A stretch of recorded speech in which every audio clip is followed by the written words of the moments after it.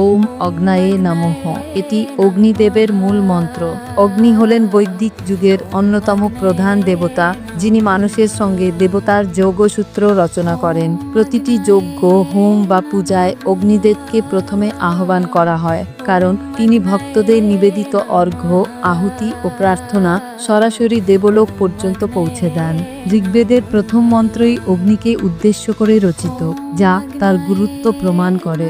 পুরাণে বলা হয়, অগ্নিদেব হলেন 3 মুখ ও 7 জিহ্বা বিশিষ্ট, আর তার শক্তি সীমাহীন। মন্ত্রের অর্থ হলো, আমি প্রণাম করি অগ্নিদেবকে, যিনি দেবতাদের দূত, যিনি আলো, তাপ, শুদ্ধতা ও জীবন শক্তির উৎস।